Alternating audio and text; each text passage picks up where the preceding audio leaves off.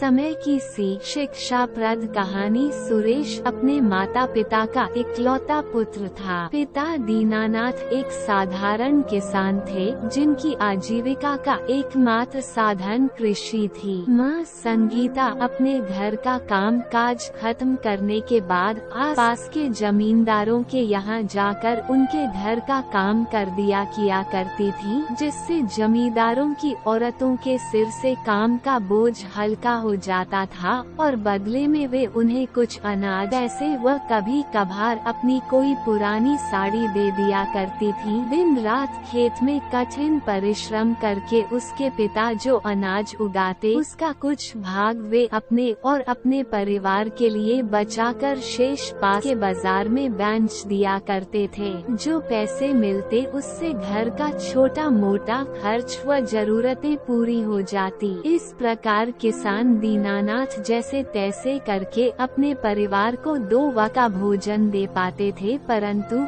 उनका पुत्र सुरेश अपने पिता की यह सब दशा देखते हुए भी ध्यान न देता था। उसे तो बस अपने शौक अपनी मनमानी ही प्यारी थी। वह दोपहर तक सोकर उठता, तब तक पिता खेत पर और माँ जमींदारों के यहाँ काम करने जा चुकी होती थी। बिस्तर से उठ हाथ मुंह धोकर जल्दबाजी में जो भी माँ घर में बना रख जाती वही खा पी कर अफसरों के जैसे नए कपड़े तैयार हो निकल जाता अपने दोस्तों के साथ। देर रात घर आता माँ पूछती तो उन पर चिल्लाकर कहता, अब मैं बड़ा हो गया हूँ, अपना भला बुरा समझता हूँ, इसलिए आप लोग अपना काम कीजिए, मेरी चिंता मत कीजिए।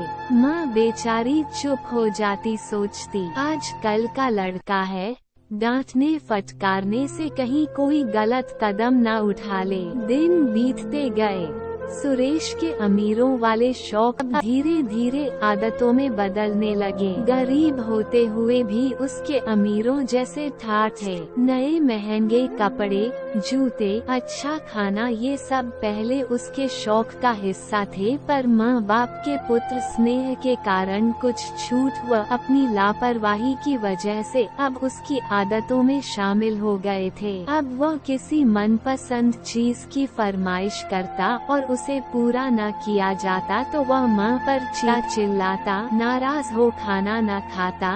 पिता को इस गरीबी का जिम्मेदार बताकर कहता कि अगर पिताजी ने शुरू से किसी कारोबार में जी लगाया होता तो आज मुझे भी मेरी पसंद की जिंदगी जीने को मिलती। माँ बेचारी क्या करती, चुपचाप अपने बेटे की भली बुरी बातें सुनती और सहन न होने पर आंसू बहाती। एक दिन सुरेश अपने पिता के पास कुछ पैसे मांगने गया। पिता दीनानाथ के ये कहकर मना कर देने पर कि बेटा मैं तुझे पैसे कहाँ से दूं? तू तो जानता है कि मैं इतनी मेहनत करके भी तुझे और तेरी माँ को 2 वक्त की रोटी ही खिला पाता हूँ और ऊपर से तेरे नरे मैं कहाँ से लाऊं इतने पैसे। रमेश निराश हो चला आया इस उम्मीद से कि माँ से मांग लेगा, पर माँ ने भी पैसे न होने का दुहक जताकर इनकार कर दिया। जब सुरेश को कहीं से पैसे मिलने की आशा न रही तो उसने क्रोध और आवेश में घर छोड़ने का निश्चय कर लिया और रात अपने माँ पिताजी के सो जाने के बाद मौका देख घर से भाग निकला। सुबह होते होते वह अपने घर से काफी दूर आ चुका था। चलते चलते वह थक चुका था और भूख भी लगी थी। सोच रहा था कहीं कुछ खाने को मिल जाता तो बड़ा अच्छा होता। उसे ख्याल आया कि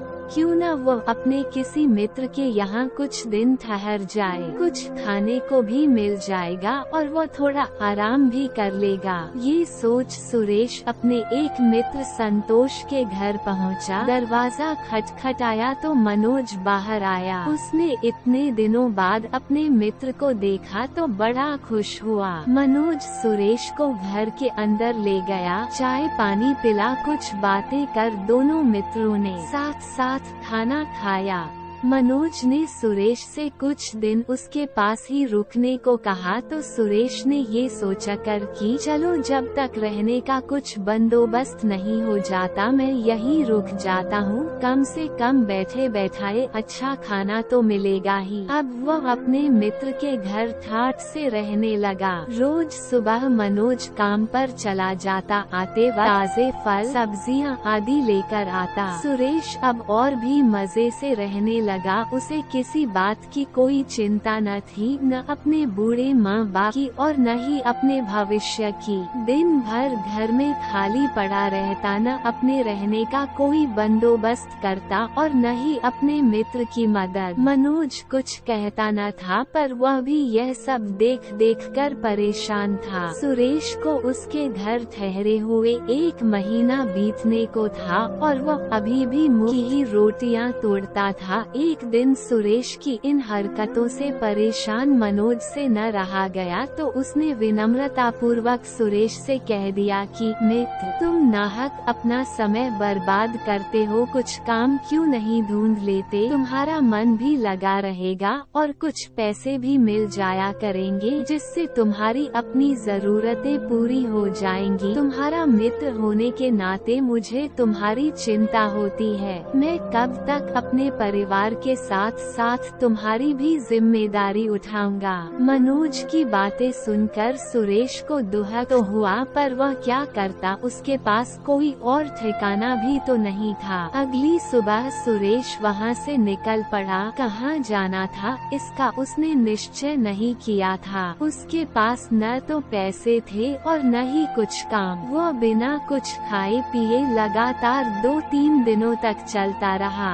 भूख और प्यास से उसके प्राण सूख रहे थे। लग रहा था मानो अब उससे एक कदम भी और न चला जाएगा। चलते चलते कुछ दूरी पर उसे एक रेस्तरां दिखाई दिया। उसे भूख तो लगी थी पर जेब में फूटी कौड़ी न थी। वह खाना खाता भी तो कैसे?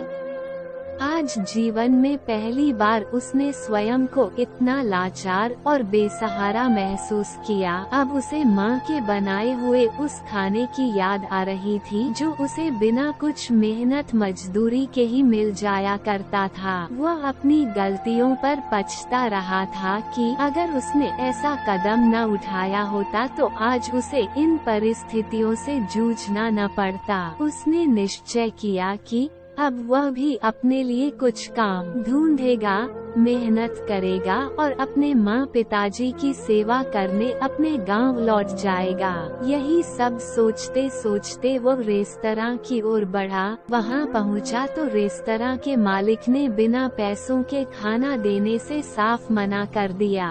सुरेश के बहुत आग्रह करने के बाद भी वह न माना। एक भला आदमी वहीं बगल में बैठा ये सब देख रहा था। सुरेश को भूखा प्यासा देख उसका मन पसीज गया। उसने सुरेश को अपने पास बुलाकर कहा, बेटा तुम मेरे साथ चलो, मैं तुम्हें खाना खिलाऊंगा। भूख प्यास से व्याकुल सुरेश ने झट उस आदमी की बात मान ली और उसके साथ घर की ओर चल पड़ा। उस आदमी ने घर पहुंचकर सुरेश को भरपेट भोजन कराया और अपने घर पर ही कुछ देर आराम करने को कहा। भोजन करने के बाद सुरेश ने उस भले मानुस का सहृदय धन्यवाद किया और उसके इस उपकार के बदले में उसका कुछ काम करने की विनती की। संयोग से वह आदमी एक व्यापारी था और उसे अपने व्यापार की देख-रेख के लिए एक सच्चे और ईमानदार व्यक्ति की जरूरत थी। व्यापारी को सुरेश एक अच्छा और समझदार व्यक्ति लगा। उसने सुरेश के कहे अनुसार उसे काम पर रख लिया और साथ में उसे रहने की जगह भी दी। अब सुरेश रोज समय से अपने काम पर जाता और पूरी निष्ठा और लगन से अपना काम करता। अब उसे एहसास हो चुका था कि बिना परिश्रम के मनचाही जिंदगी नहीं मिल पाती। अब वह पहले वाला सुरेश न रहा जो अपने पिताजी के खून पसीने की कमाई को अपने रोज के ऐशो आराम में उड़ा देता था। अब वह पैसे वहीं खर्च करता था जहां उसे जरूरत होती थी। फिजूल खर्ची उसने छोड़ दी थी। समय बीतता गया। सुरेश ने काफी पैसे इकट्ठा कर लिए थे और अब उसने अपने माँ पिताजी के पास अपने गांव लौटने की सोची। ये सोच वो अपने गांव की ओर चल दिया। इधर सुरेश के माँ बाप, जिन्होंने सुरेश के लौटने की आस छोड़ ही दी थी, एक सुबह अचानक अपने बेटे को अपनी आँखों के सामने देख खुशी से रो पड़े। माँ सुरेश के सिर पर प्यार से हाथ फेरते हुए बोली, तू कहाँ चला गया था बेटा? ऐसे कोई बिना बताए घर छोड़कर जाता है क्या? तुझे तेरे बूढ़े माँ बाप का जरा भी ख्याल न आया? पिताजी ने भी 2-4 फटकार लगाई और फिर प्यार से गले लगा लिया। सुरेश ने अपने माँ पिताजी से अपनी भूल की क्षमा मांगी और दोबारा ऐसी गलती न करने का आश्वासन दिया। अब सुरेश अच्छा, समझदार और विनम्र हो गया था। वह पिताजी के साथ खेत के काम में, माँ का घर के काम में हाथ बटाता और उनकी सेवा करता था।